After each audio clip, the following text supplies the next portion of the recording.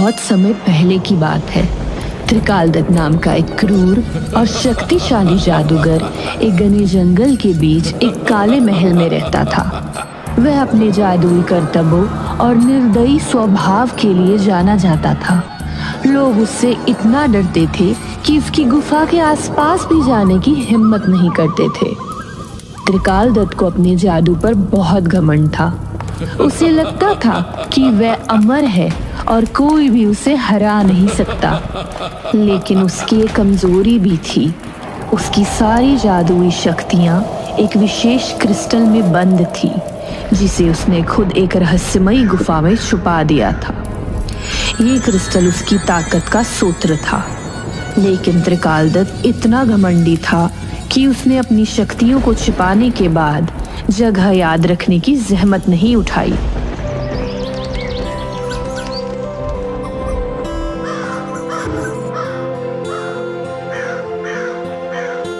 राजकुमार विक्रांत, जो कि राजा का एक लौता बेटा था, न केवल अपनी बहादुरी के लिए जाना जाता था, बल्कि अपने कोमल हृदय के कारण भी पूरे राज्य में प्रिय था।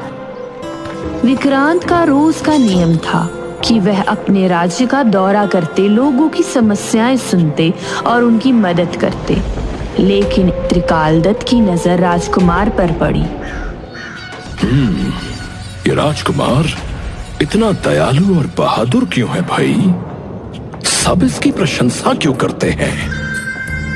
अगर मैं इसे खत्म कर दूं, तो इस राज्य में कोई मुझसे बड़ा नहीं रहेगा।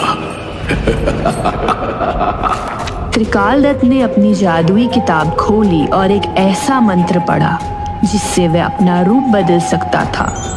उसने खुद को एक बूढ़े भिखारी का रूप दिया और चंद्रनगर के महल की ओर चल दिया। महल के बगीचे में राजकुमार विक्रांत टहल रहे थे। उन्होंने देखा कि बूढ़ा आदमी धीरे धीरे उनकी ओर आ रहा है। कौन हो तुम? महाराज, मैं एक बूढ़ा और असहाय व्यक्ति हूं। मुझे आपकी सहायता की आवश्यकता है। इन्हें भोजन और पानी दो। मुझे भोजन नहीं चाहिए राजकुमार, मुझे आपकी सहायता चाहिए। मैं तुम्हें एक ऐसी जगह दिखाना चाहता हूं जहां एक रहस्यमयी खजाना छुपा हुआ है। वो खजाना तुम्हारे राज्य को और भी समृद्ध बना सकता है। अगर ये खजाना सच में इतना मूल्यवान है, तो मैं इसे अपने राज्य के लिए अवश्य लाऊंगा। उन्होंने तुरंत जाने का निर्णय लिया। बूढ़ा आदमी यानी त्रिकालदत्त राजकुमार को जंगल की गहराइयों में ले गया। रास्ते में विक्रांत ने कई सवाल पूछे, लेकिन त्रिकालदत्त ने उन्हें टाल दिया। बाबा, हमें चलते हुए काफी वक्त बीत गया है। और कितना दूर है खजाना? अरे राजकुमार, धैर्य धरो। अब तो बस हम मंजिल तक पहुंचने वाले हैं, समझो। अच्छा बाबा, आपको इस खजाने का कैसे पता चला था? दिमाग खा लिया इसने प्रश्न पूछ पूछ कर। अब इसे क्या बताऊं? अरे बेटा, मुझे एक स्वप्न में दिखा ये खजाना, और उसके बाद कई किस्से कहानियों में भी इसका जिक्र है। हाँ, चलो चलो, थोड़ा जल्दी बढ़ते हैं। आपने पहले इस खजाने को क्यों नहीं लिया? ये खजाना केवल तुम्हारे जैसे बहादुर और सच्चे इंसान को स्वीकार करेगा। मुझ जैसे साधारण आदमी के लिए ये असंभव है। विक्रांत उसकी बातों से प्रभावित हो गए, लेकिन जैसे ही वे जंगल के अंदर पहुंचे, अचानक बूढ़े आदमी का स्वर बदल गया। बस, अब और आगे जाने की आवश्यकता नहीं। तुम कौन हो? मैं त्रिकालदत्त हूं, और अब तुम मेरे जादू से बच नहीं सकते। उसने अपने जादुई मंत्र से विक्रांत को बकरी में बदल दिया। अब देखता हूँ तुम्हारी बहादुरी तुम्हें कैसे बचाती है। राजकुमार विक्रांत अब बकरी बन चुके थे। उनका शरीर छोटा हो गया था, 4 पैर और लंबे कान हो गए थे। वह अपनी हालत देखकर परेशान हो गए। मैं क्या करूं? मैं तो बकरी बन गया हूं। अब कैसे अपने राज्य लौटूंगा? जंगल में वह इधर उधर भटकने लगे।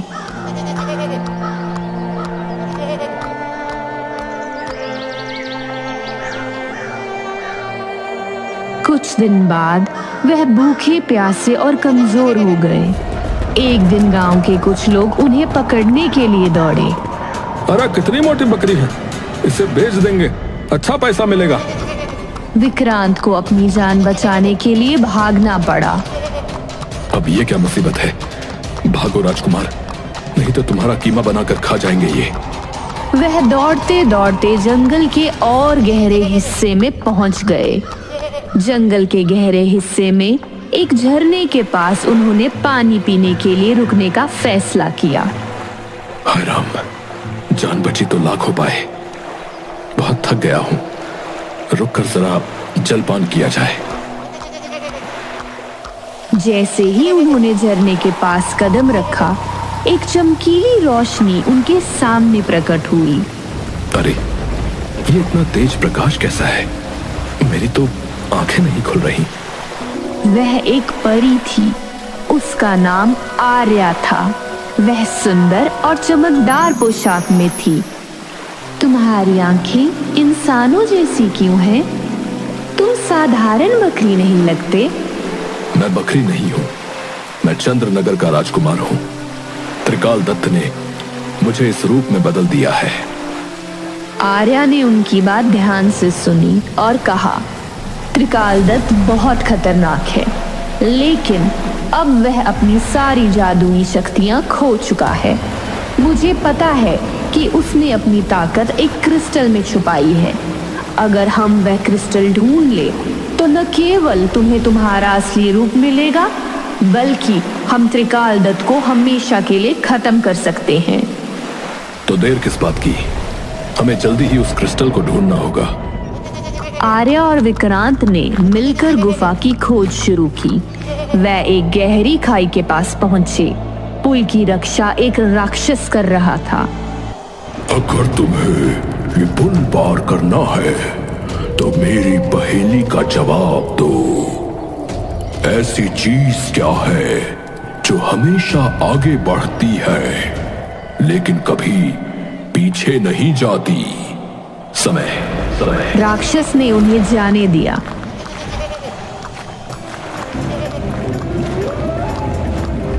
अगर तुम इस झील को पार करना चाहते हो तो मुझे एक पहेली का जवाब दो। ऐसी चीज क्या है जो हमेशा देखी जा सकती है लेकिन छुई नहीं जा सकती? आर्या ने मुस्कुराते हुए कहा, आकाश। मगरमच्छ ने रास्ता दे दिया। तुम्हें अंदर जाने के लिए मुझे यह बताना होगा कि ऐसी चीज क्या है जो बिना पंखों के उड़ सकती है। विचार। सांप ने गुफा का दरवाजा खोल दिया। तभी उन्होंने एक पेड़ पर बैठे हुए एक चमकदार सुनहरे पक्षी को देखा।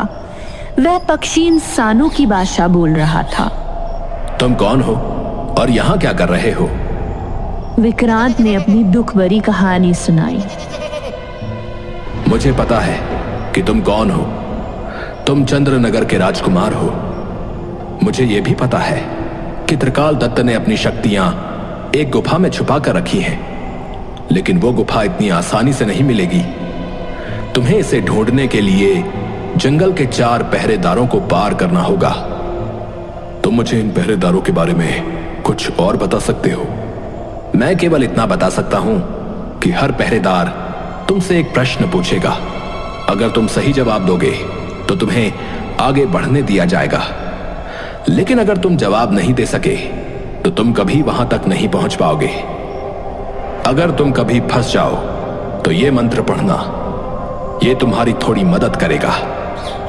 विक्रांत ने पक्षी का धन्यवाद किया और अपनी यात्रा जारी रखी। अपनी यात्रा के दौरान विक्रांत और आर्या एक झील के किनारे पहुंचे। झील में एक नाव थी, लेकिन उसमें बैठने से पहले एक बूढ़ी औरत ने उन्हें रोका। अगर तुम ये झील पार करना चाहते हो तो मुझे एक खेल में हराना होगा। कैसा खेल? यह पत्थर पानी की सतह पर तैरते हैं। अगर तुम इन पत्थरों को डुबा सको तो मैं तुम्हें झील पार करने दूंगी, लेकिन अगर तुम असफल हुए तो तुम यहीं फंस जाओगे। विक्रांत ने गौर से देखा और महसूस किया कि पत्थरों में कुछ जादुई शक्ति थी। त्रिकालदत्त ने इस चुड़ैल को यहाँ तैनात किया होगा। ये खेल केवल बुद्धिमानी से जीता जा सकता है। विक्रांत ने शांत होकर सोचा और अचानक झील के किनारे पड़ा एक बड़ा पत्थर उठाया। उन्होंने उस पत्थर को छोटे पत्थरों पर जोर से मारा, जिससे जादुई पत्थर टूट गए और डूब गए, जो वास्तव में एक जादुई चुड़ैल थी। तुमने मुझे हरा दिया, जाओ, लेकिन याद रखना आगे और भी खतरे तुम्हारी प्रतीक्षा कर रहे हैं। झील पार करने के बाद विक्रांत और आर्या एक बड़े मैदान में पहुंचे। वहां कोई रास्ता नहीं दिख रहा था, लेकिन अचानक जमीन हिली और चारों तरफ जादुई दीवारें खड़ी हो गई। यह एक भूल भुलैया थी। ये भूल भुलैया त्रिकालदत्त के जादू का हिस्सा है। अगर हम सही रास्ता नहीं ढूंढ पाए तो हम हमेशा के लिए यहाँ फंस जाएंगे। भूल भुलैया के अंदर हर कोने पर डरावनी आवाजें गूंज रही थी। अचानक दीवारों पर चमकते हुए शब्द दिखाई दिए।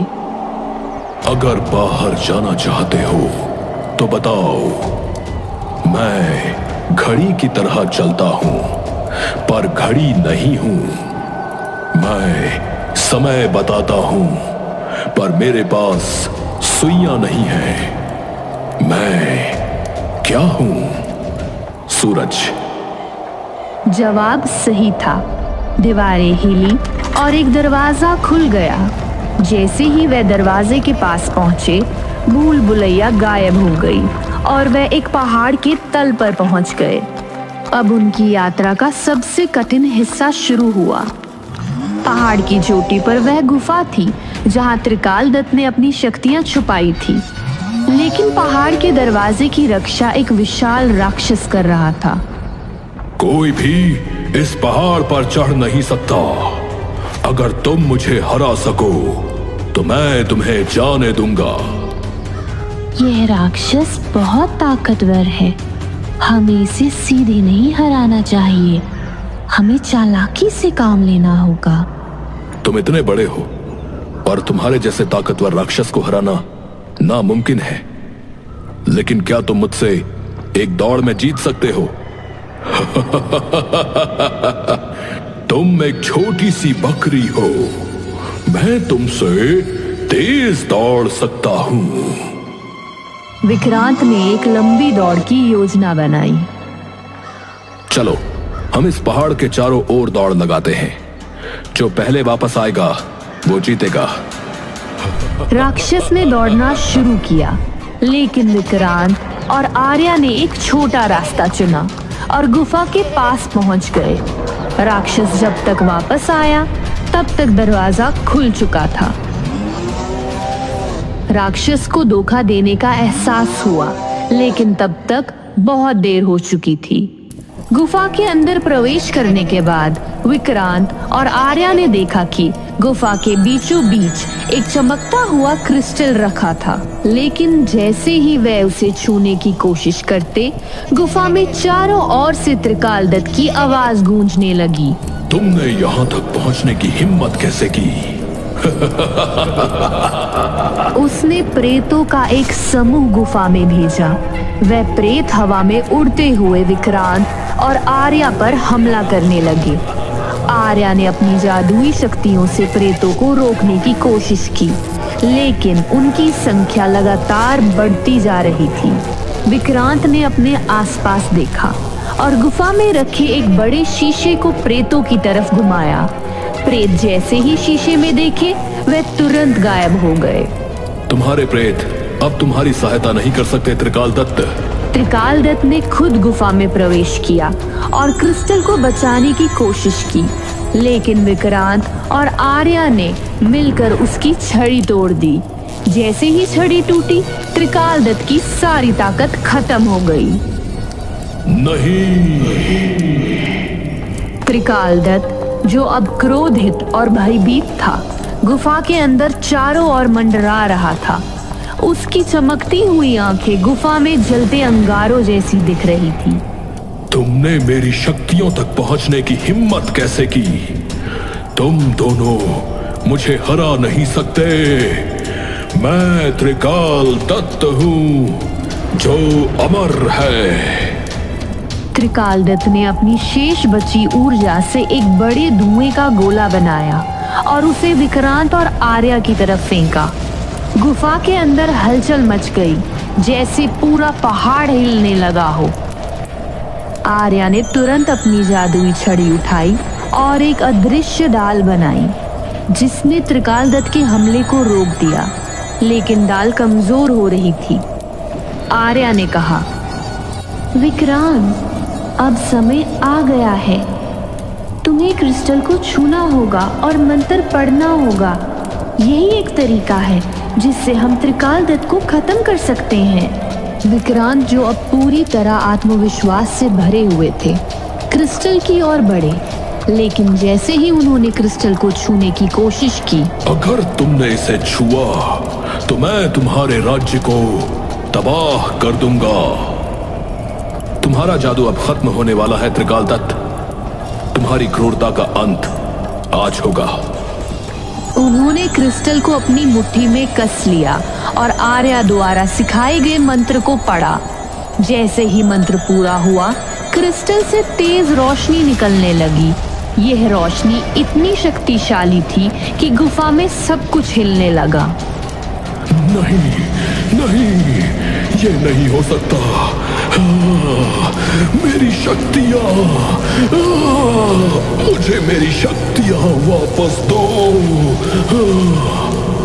लेकिन रोशनी ने त्रिकाल दत्त को पूरी तरह घेर लिया। उसकी सारी शक्ति क्रिस्टल में समा गई और वह धुएं के बादलों में गायब हो गया। गुफा के अंदर शांति छा गई। त्रिकाल दत्त के खत्म होने के बाद गुफा में चारों ओर एक अजीब सी चुप्पी छा गई। क्रिस्टल अब धीमे धीमे पिघलने लगा। त्रिकाल दत्त का अंत हो चुका है, लेकिन इस क्रिस्टल को भी खत्म करना होगा। इसमें बचे हुए जादू का उपयोग कोई और बुरी आत्मा कर सकती है। विक्रांत ने सहमति जताई। आर्या ने अपने जादू का उपयोग कर क्रिस्टल को गुफा की गहराई में फेंक दिया, जहां वह हमेशा के लिए लावा में डूब गया। तुमने मुझे हराया, लेकिन मेरी बुराई इस दुनिया से कभी नहीं मिटेगी। मैं हमेशा रहूंगा एक डरावनी याद बनकर। आर्या ने उस आवाज को शांत करते हुए कहा, शायद तुम्हारी यादें रहेंगी, लेकिन तुम्हारे जैसे बुरे लोग कभी इस दुनिया पर राज नहीं कर पाएंगे। जैसे ही त्रिकाल दत्त का प्रभाव खत्म हुआ, गुफा की दीवारों पर अचानक चित्र उभरने लगे। ये चित्र उस समय के थे जब त्रिकाल दत्त एक साधारण इंसान हुआ करता था। त्रिकाल दत्त भी कभी एक साधारण इंसान था, लेकिन उसकी लालच और घमंड ने उसे एक दुष्ट जादूगर बना दिया। ये हमें सिखाता है कि ताकत का सही इस्तेमाल ही हमें इंसान बनाए रखता है। आर्या ने सही मंत्र पढ़ा और विक्रांत को उनका असली रूप वापस दिला दिया। त्रिकाल दत्त के अंत के बाद जंगल के सभी जादुई प्राणियों को आजादी मिली। विक्रांत और आर्या ने चंद्रनगर लौटकर राज्य को खुशहाल बना दिया। राज्य में एक बड़ा उत्सव मनाया गया।